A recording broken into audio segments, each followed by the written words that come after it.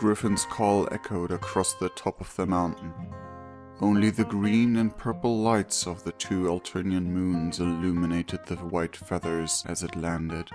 No lucky hunt tonight? Riggel asked his Lucis. It's okay. We can't always have something fresh. At least we are not running low, so you can have some of mine.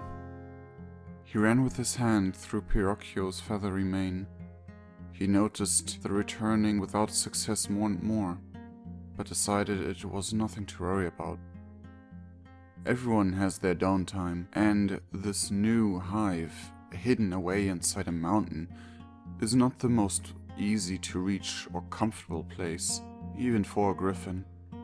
After some reassuring pets, he guided his Lucis to the nest and sat down on his own couch. It has been a very mundane life ever since. He shook his head. It has been half a sweep since it happened. He is finally able to not get consumed by the haunting memories. His raccoon took a while, but eventually suppressed the nightmares.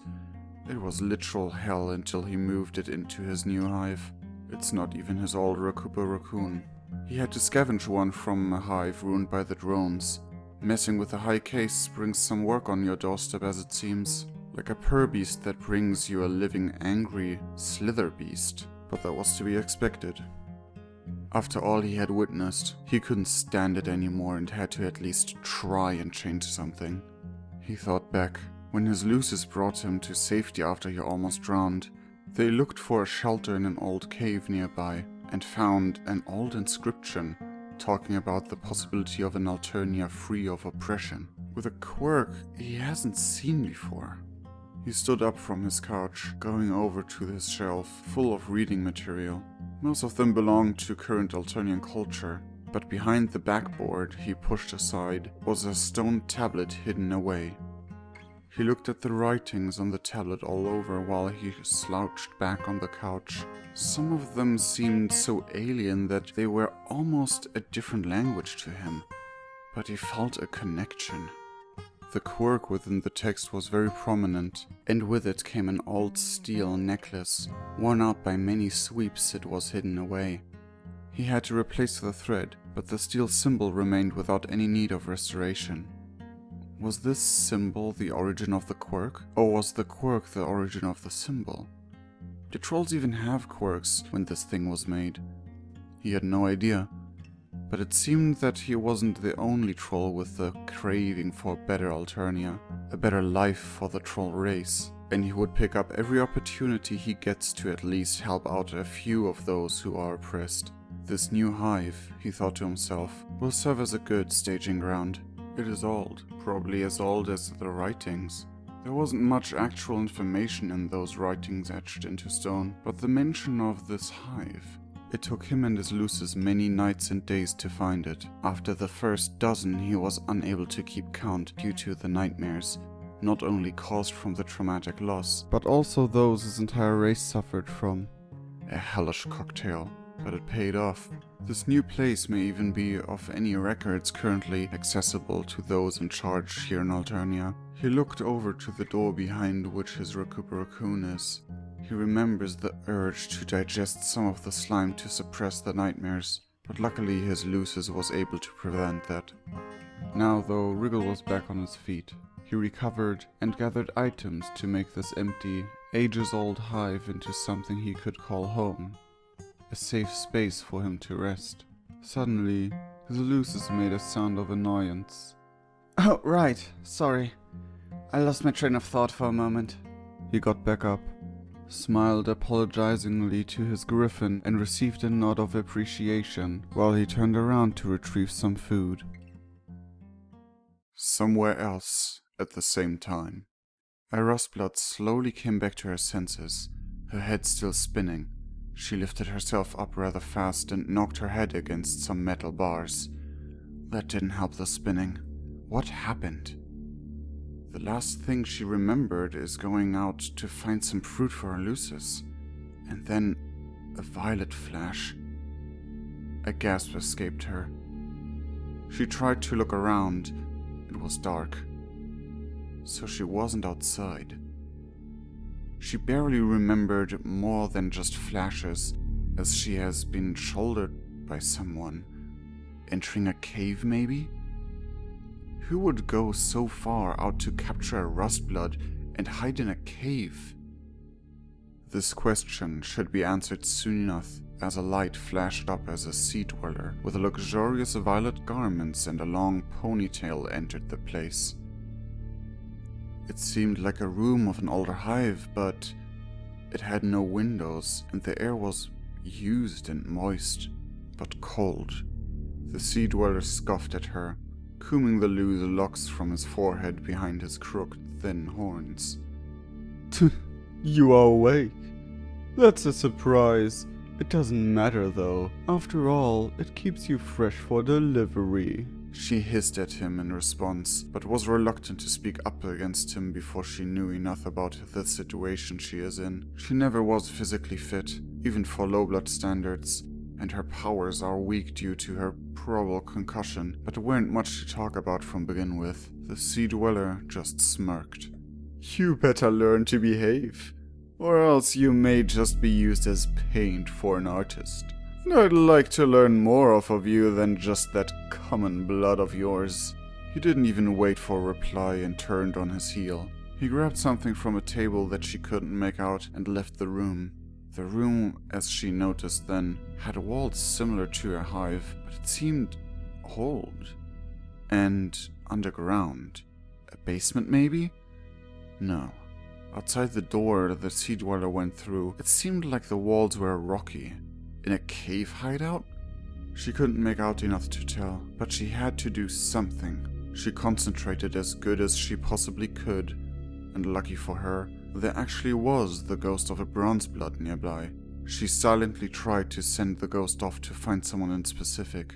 Her powers weren't at their peak at the moment, so she was forced to be vague, but there should be only one blue blood around that the ghost could contact. At least, so she hoped. Back at Riggel's hive. Riggel was sitting back on the couch, studying the stone plate with the writings again after he fed his Lucis. For pereges he hasn't found out much more, but at some point he might be able to decipher more of the lore hidden within. He ran his fingers across the letters as a howling sound came out of nowhere. He whirled around while grabbing his energy crossbows from the table, while the tablet landed safely on the cushions. But all his agility wouldn't have helped him, for he cannot shoot ghosts with his bolts. The ghost circled around him once. A cave in the forest. A high blood. She needs help. Hurry. The ghost howled eerily before disappearing through the wall on the opposite side of where the ghost came from. Confused for a moment, Riggel wondered. It must have been a rustblood, but sending a ghost to inform others is nothing he ever heard of before. In fact, this was the first ghost he has ever seen. Despite the supernatural encounter, Riggel grinned. He didn't know any rustblood, but if this wasn't the perfect sign for him to get his ass up and start his one-man rebel spree, there won't be any at all. He checked his energy crossbows if they were stocked with enough cells, cocked them, and went over to his Lucis. Looks like we will be off on our first hunt for the new prey. Are you ready for a ride? His Lucis answered with an excited screech. The forest was not far, right at the foot of the cliffy mountain that Riggel's new hive is hidden upon. They circled the area for a short while. The treetops blocked the view to the ground. No cave could be spotted airborne. He spotted a small clearing, in which he told his Lucis to land carefully. He investigated the area. This clearing was a good waypoint for anyone traversing the region. If there were any clues or tracks he could follow, it would be close to this place. Let us look if we can find something to pick up the scent, Porocchio. His Lucis answered with a slightly annoyed cooing. Riggel just chuckled. I know, but your sense of smell is still better than mine. Both of them began to scour the area, circling clockwise in a double spiral pattern from the landing point. Within the clearing nothing was to be found, and as both reached the edge of the clearing, they both quietly checked on each other, and then looked through the forest, to check if the area was still safe. After a short moment of silence, they turned back towards each other and signaled with a nod that it was clear enough to continue the search. Though they at least tried to remain in line of sight of one another, the trees did not make it easy. While Riggel had full trust in his Lucis, Verrocchio checked on him more frequently, and after a short while, the griffin saw a rust color splattered across some leaves. After closer investigation, the suspicion was proven right. Freshly spilled blood. Rust blood. A few short coos that may have been indistinguishable from the sounds of the forest for anyone not familiar with Verrocchio caught Riggel's attention. Since the sound wasn't alarming, he remained careful and observant as he closed in with his Lucis. "What did you find?"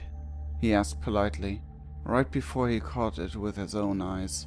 He reassuringly scratched Verrocchio's neck and delivered some rewarding pets before inspecting the blood closer. It was still fresh. This was the right track, and the small amount of blood promised that the troll in distress was still alive. Riggel began to scan the area closely, and it wasn't hard to find some tracks. "Remain behind me for backup. If they spot me before I spot them, I want you to be a surprise." Verrocchio cooed, agreeing, though unnoticed by Riggel, uneasily too. The tracks were quite easy to follow, but this was not unusual. Highbloods usually don't care to hide their tracks. After all, there are no laws that prevent them from doing this.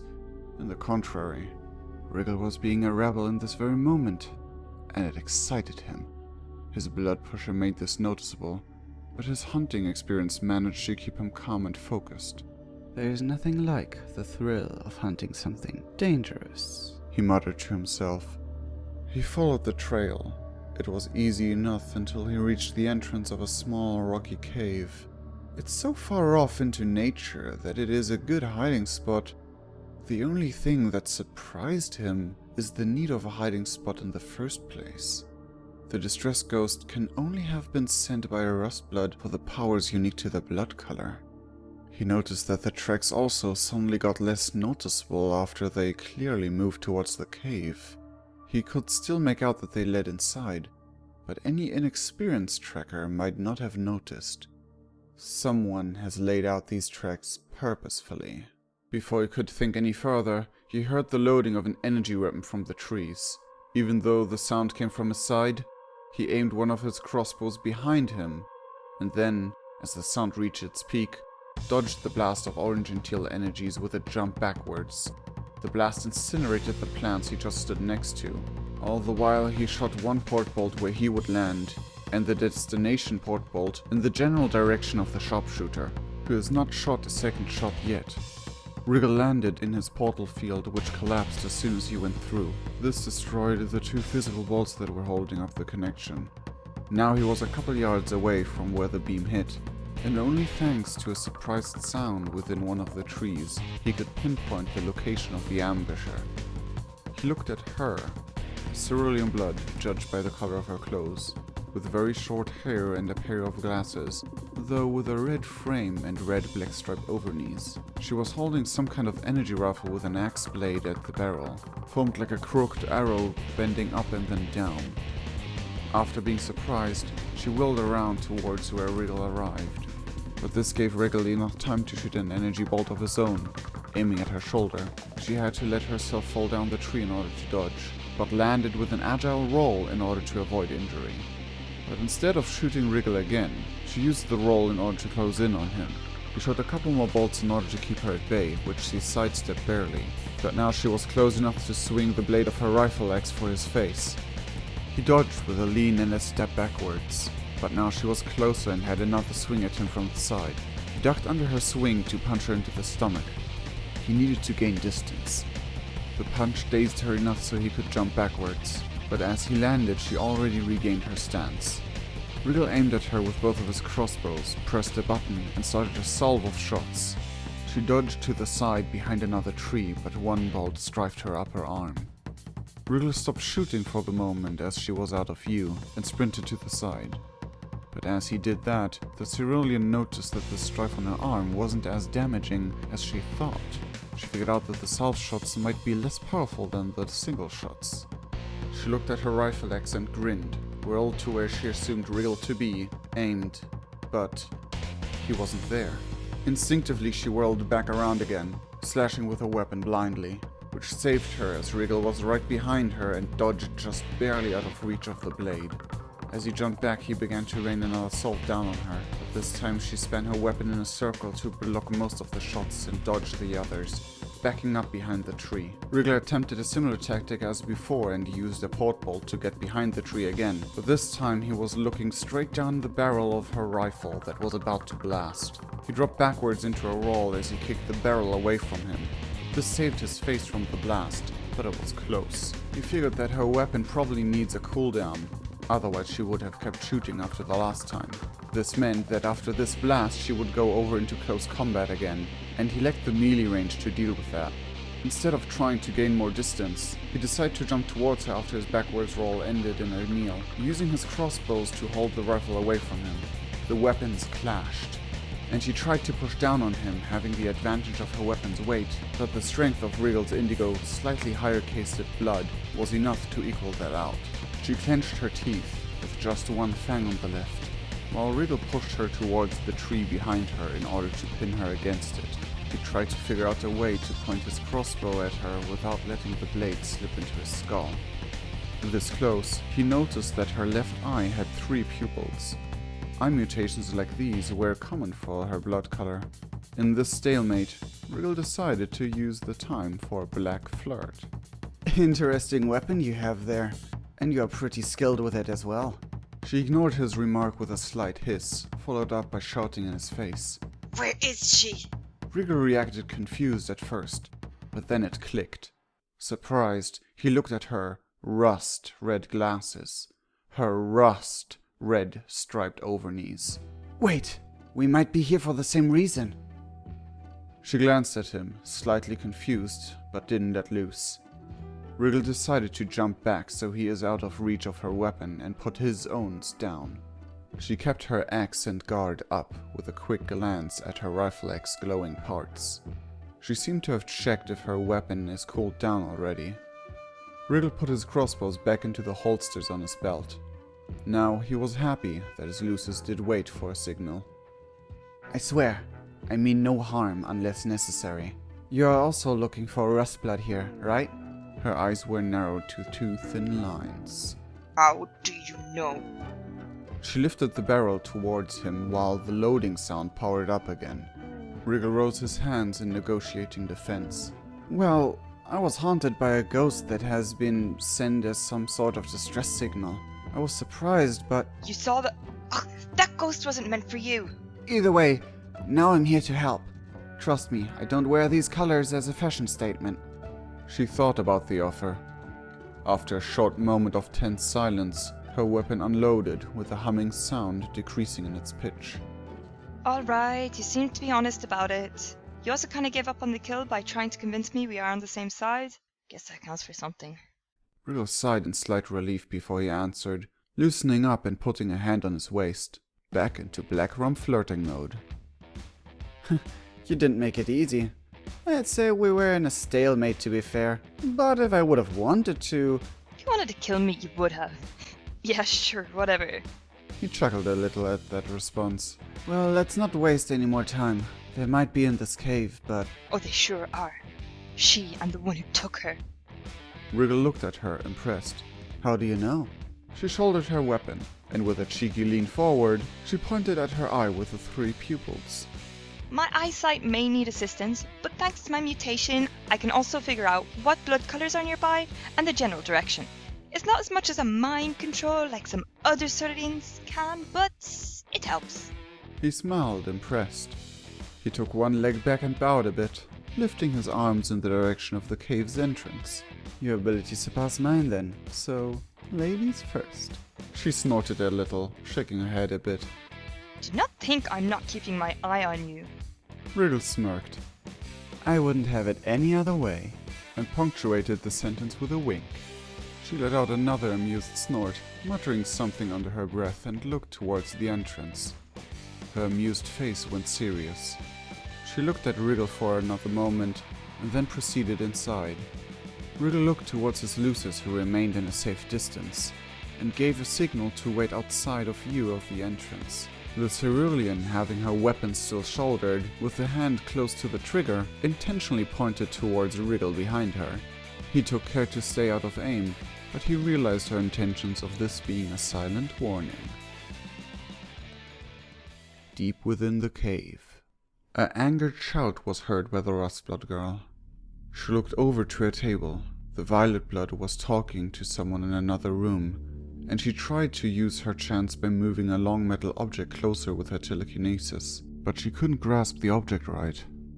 She had sent out the ghost a while ago, but due to that power drain and the wound she had, her powers haven't gathered back just yet. Clenching her teeth, she kept trying, until the Violet Blood returned, cursing. His palm husks seemed to not be able to hold a solid connection within the cave.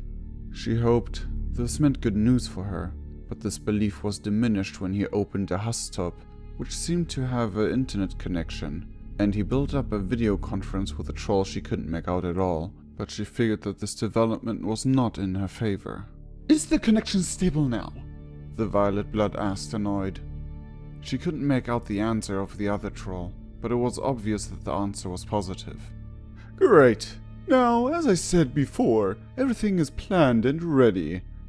Thanks for your help, but I won't agree to anything as long as I do not have what I want. The answer of the other trolls seemed to be intimidating, but she couldn't make out what they said. Nonetheless, she continued to concentrate on the object, but carefully. As I said, I am thankful, but keep in mind you need something from me. I will do as you asked and will file an official headhunt, but my imminent concern comes first, no matter how long it takes. The discussion began to quiet down for the moment, but the knife, which was the object she moved with her telekinesis, fell to the ground with a distinct sound of metal hitting stone. She let loose of all caution and just tried her best to move it closer to her cage, reaching out between the bars.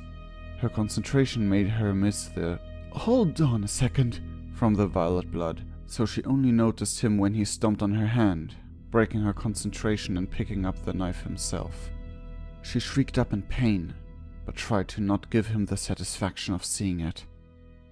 As I said before, Lowblood, you should learn to behave, or I will have to make you. You can be worth way more than just your blood when sold to the right person. Unless... He kneeled down to her face, twisting his foot on her hand, making her bite her lip. He ran the blade up her arm, cutting her skin and drawing blood as she squirmed. You do want to end up as painting that can be arranged without the need of more pain, if you behave. He chuckled. She hissed in his face in response. You won't laugh so much soon, you bastard! He responded with a laughter. You have sent for help, right? Oh, I'm so counting on your beloved matesprit to arrive. Lyanna. Lyanna gasped in shock, her eyes wide open. He knew her name? He knew Saarrreerrra? Surprised? Oh, you simple little thing. Did you really think I would have kept you here this long just to ship you off later? In this stinking cave? You are nothing more than the bait on my hook. And seeing as you can't even retrieve the tools I so conveniently placed for your telekinesis to reach, I suppose you won't be able to warn her now either. He couldn't help but laugh a bit more. He stood up, adding more pressure to her hand for a moment, before moving to the table and gathering the tools back up. The irony is almost disgusting if it weren't so sweet. The troll that drove her decision will be the bait for the trap I laid out. Wallow in self-pity if you must. You fulfilled your use. After all is done, I will sell you to whoever comes first. Fuck it, maybe I will use the blood of both of you for a commissioned painting of this victory of mine. He laughed again, leaving the room to store away the tools.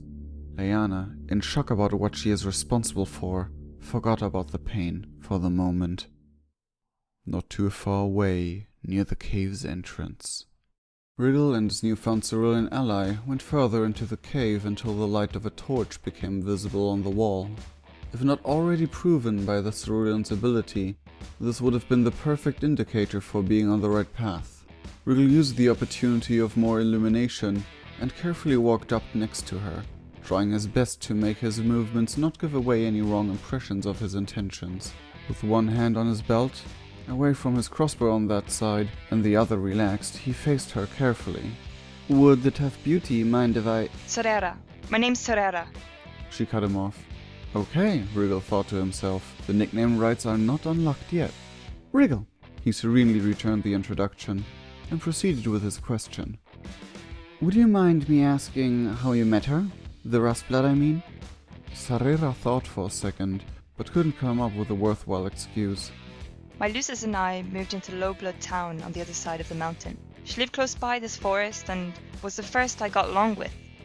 How comes you moved there? Not particularly typical neighborhood for a blue blood. Flarp. She answered short. Flarp?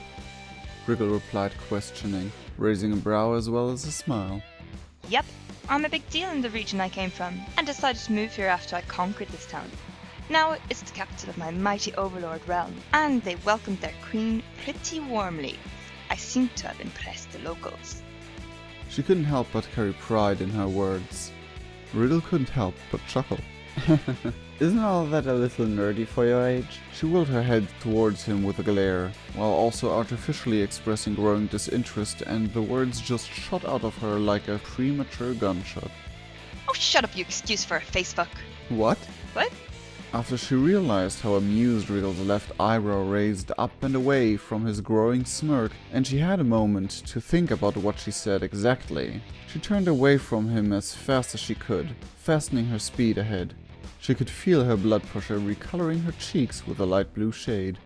Riggel, on the other hand, could not wash the grin out of his face even if he tried to, keeping up with her speed but giving her a little bit more space than before. He continued. "But the flower explains the fancy weapon you have. Not that only flowers have fancy weapons, but they tend to be more creative, in my opinion."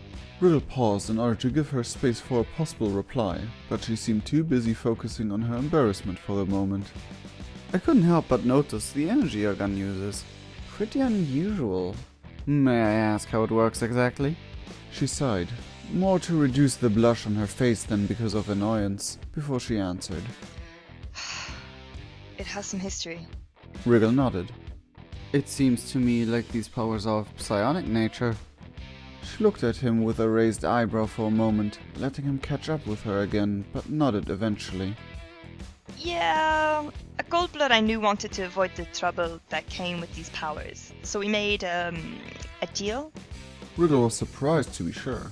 He heard that some Goldbloods sometimes gouge out one of their eyes to lose the psionic powers, so that they don't end up being enslaved as living batteries for the larger ships of the Trollian fleet as soon as they reach adulthood. But usually thought, wouldn't it be more beneficial if it's only one eye? I can't imagine a blind lowblood won't be called. His choice. I don't know what his whole plan was. But enough about me. What's your whole deal? Riggel was caught off guard. Huh? Was the only thing he was able to respond for the moment. I mean, you are dressed like culling bait with all the red and you run around helping random lowbloods you don't know, if you weren't lying. As an indigo nonetheless. What made you care?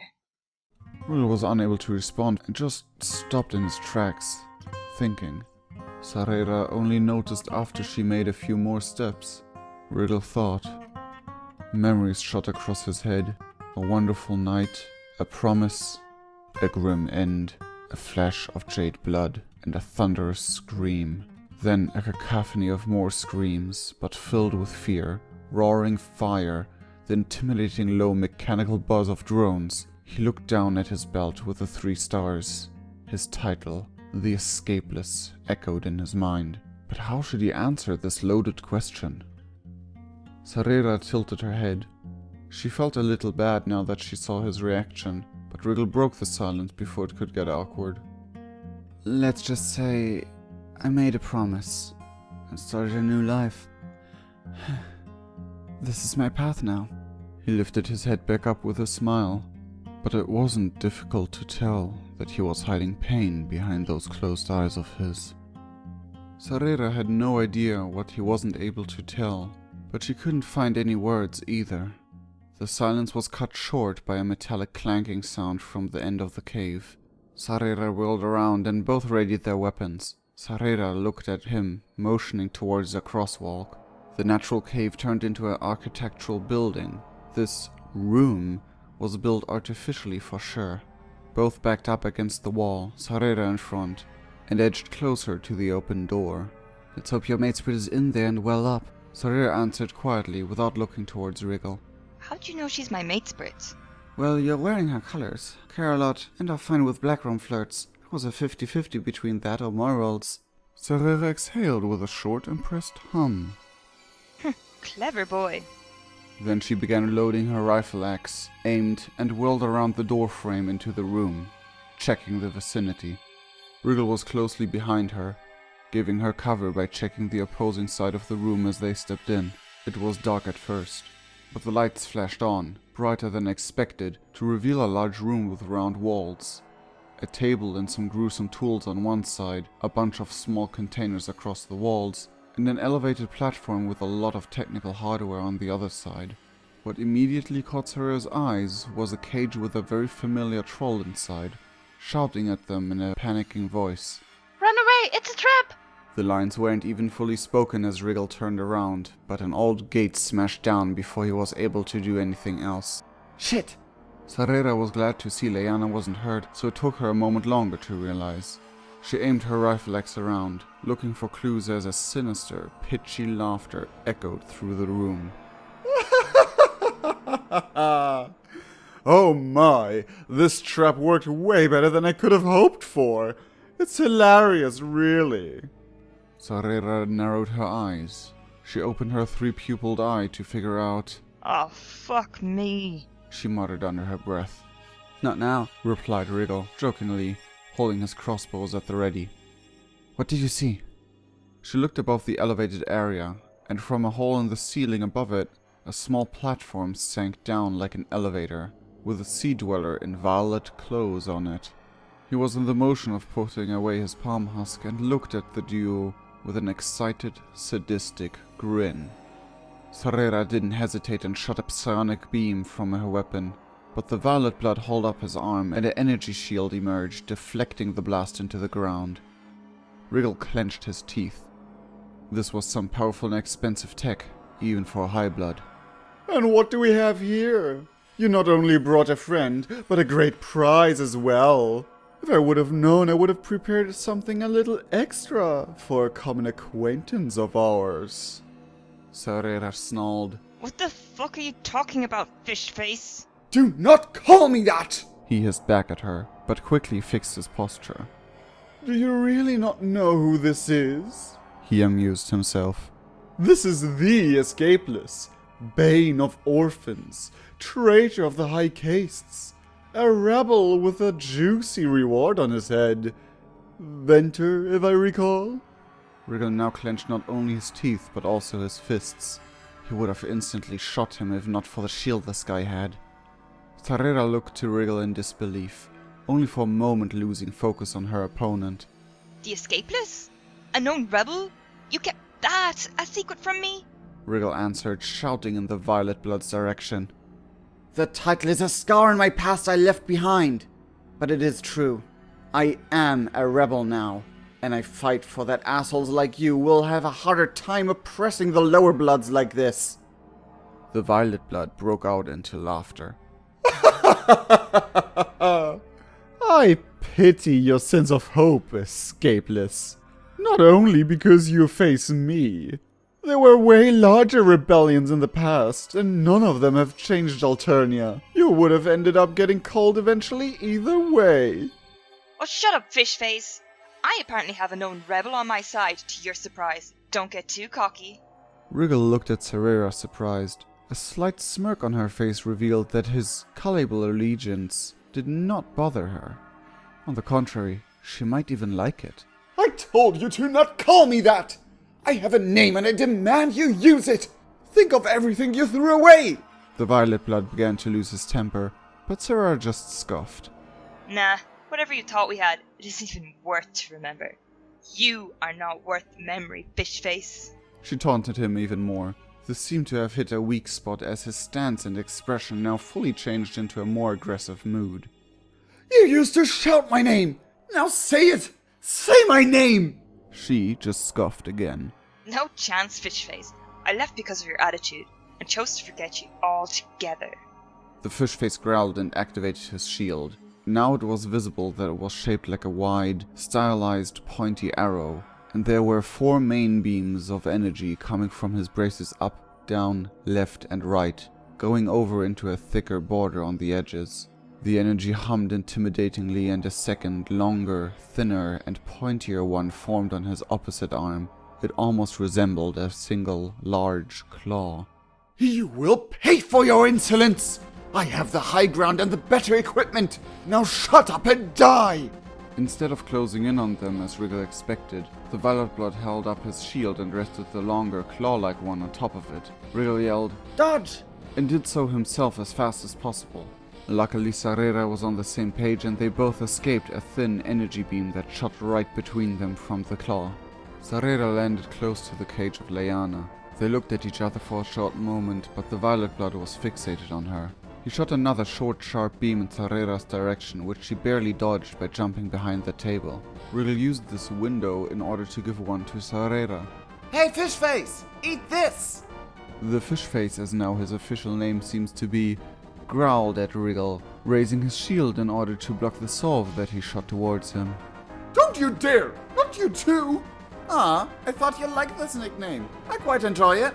Riggel continued to taunt him. Meanwhile, Saarrreerrra turned to Lyanna, using this short window. Are you alright, Lay?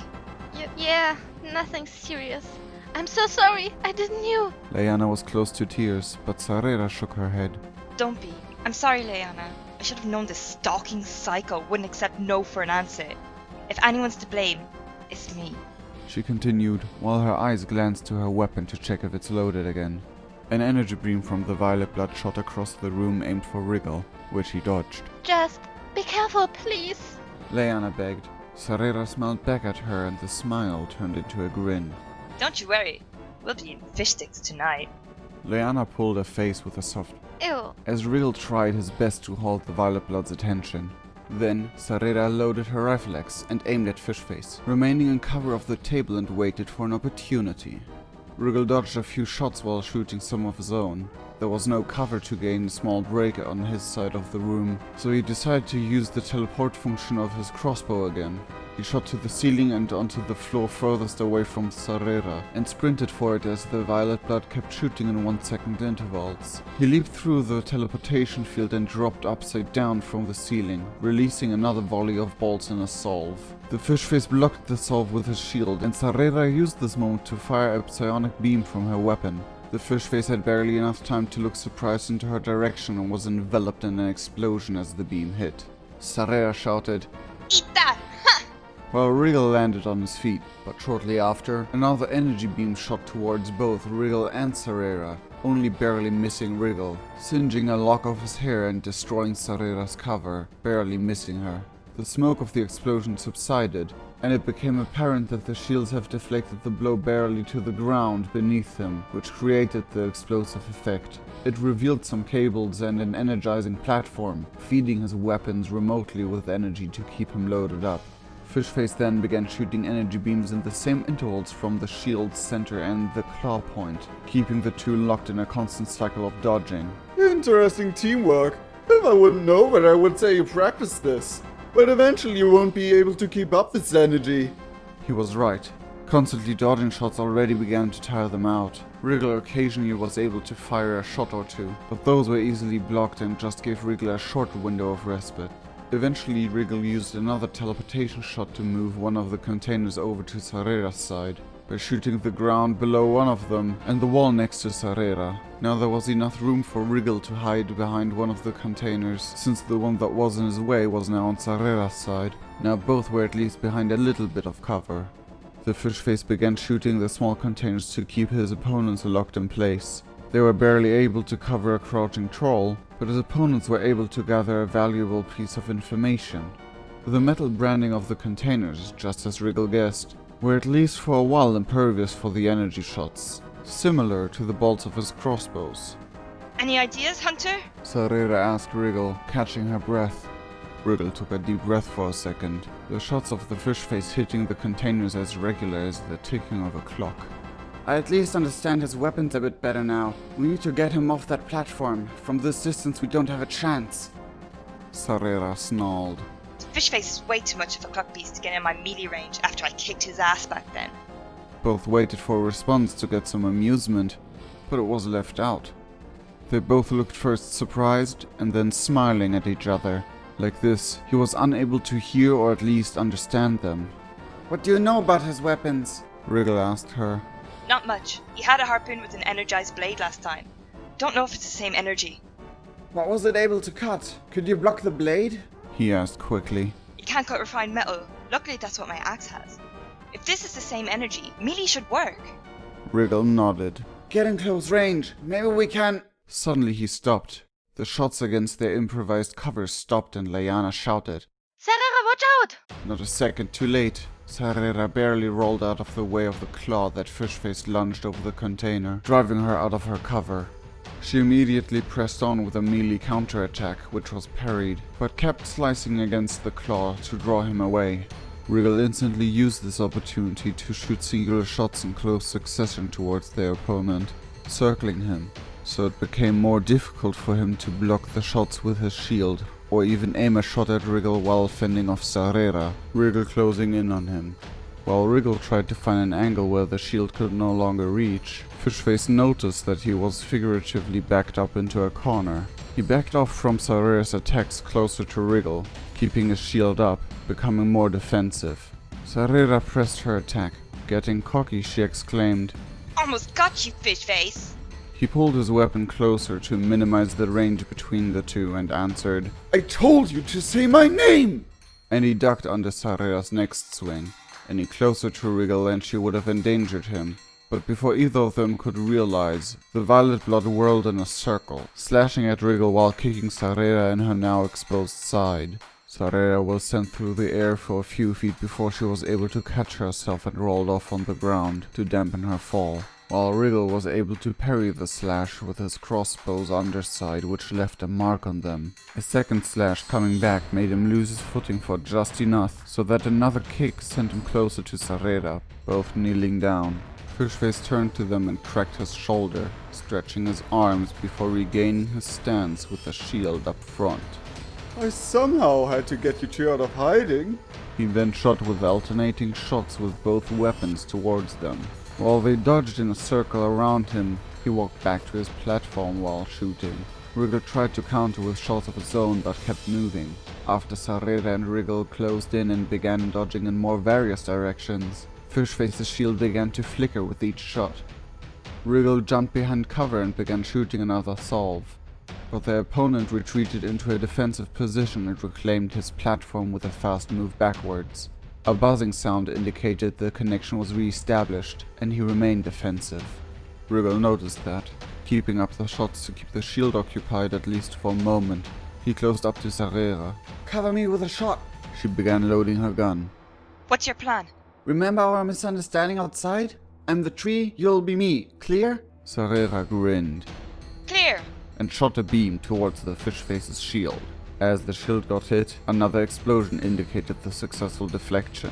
While the view was blocked, Riggel kept shooting with one of his crossbows while planting a teleportation bolt behind one of the containers with his other one, sprinting towards Fishface, who began firing at Riggel again, having regained enough energy. While Riggel sidestepped the shots with more and more difficulty the closer he got, keeping up the pressure.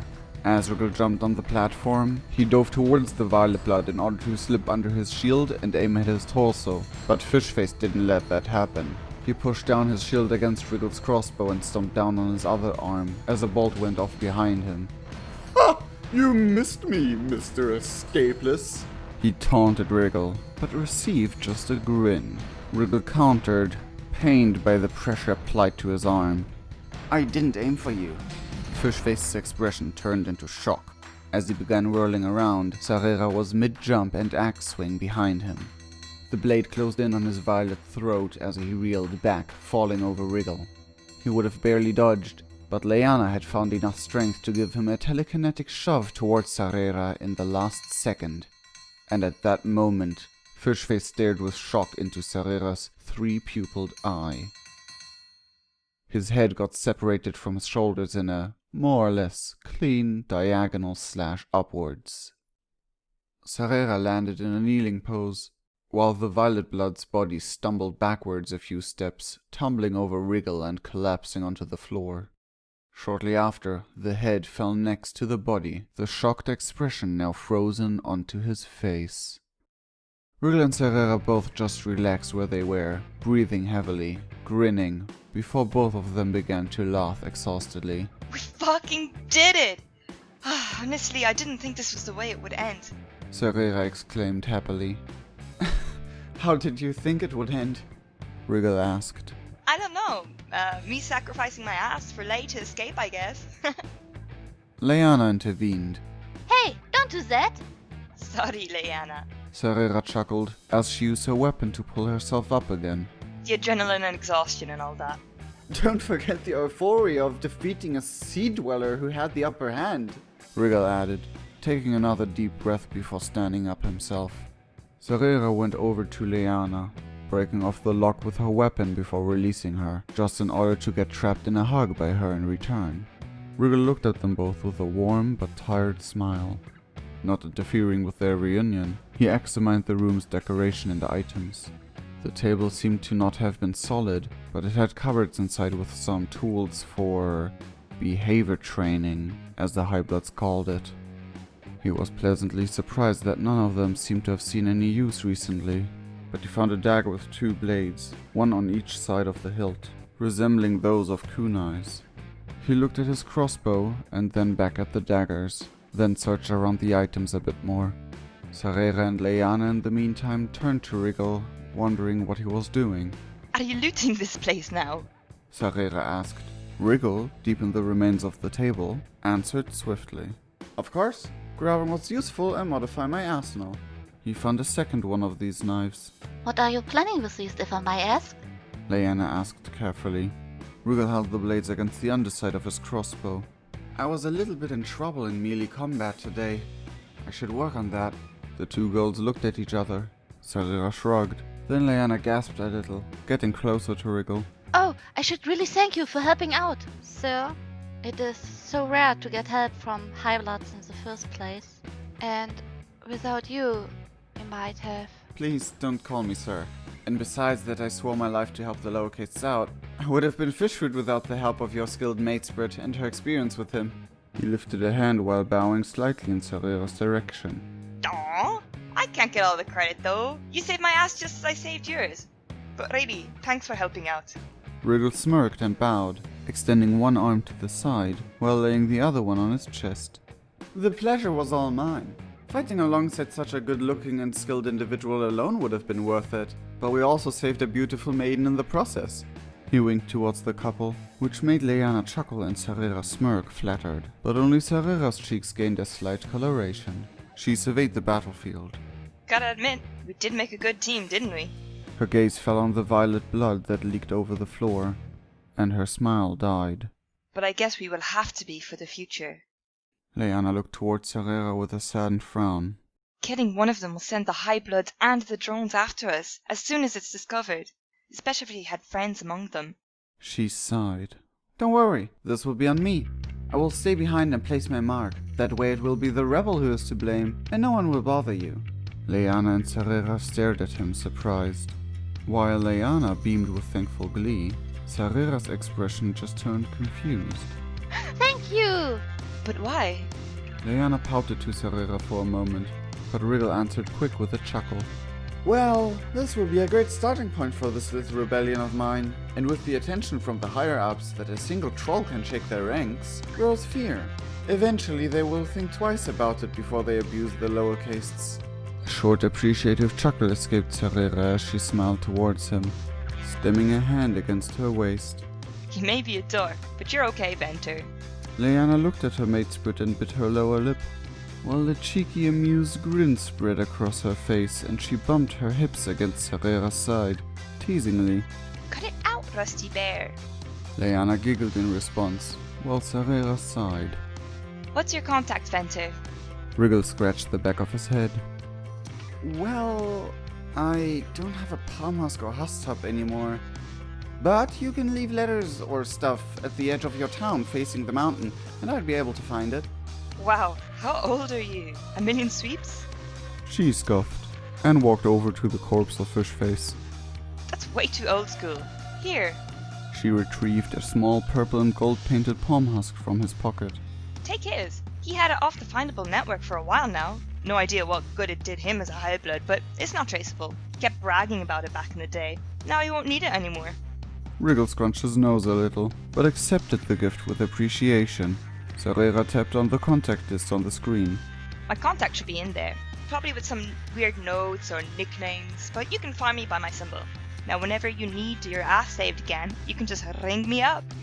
Leanna harumphed, nudging Saarrreerrra.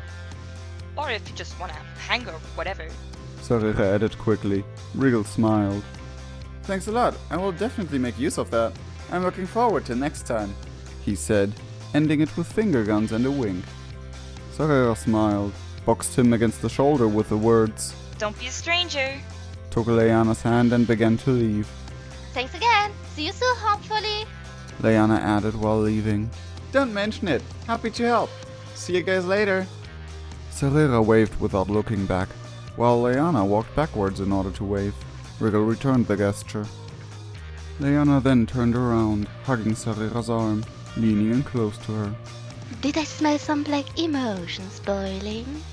She asked teasingly. What? Saarrreerrra replied, surprised with a crack in her voice. No, shut up. Leanna giggled, smirking. After they left the room, Riggel sighed. It has been too long since he had friendly interactions with other trolls. Then he looked around. He wiped away the drops of rust blood near the cage with his sleeve, and splattered a bit of the violet blood over it to cover it up. He looked around, thinking of a symbol. He couldn't use any caste sign, for that could cause a witch hunt, and would likely endanger others. He looked down on his belt, which he received with his title. With a grin, he drew a horizontal line, and 3 diagonal dots beneath it, resembling a 7, while the 3 dots represented the stars on his belt. He looked at his work and decided to take a picture with his newly acquired palm husk. Use your scars as your armor. He said, his very own sigil has been born, and so should his legacy as the escapeless rebel.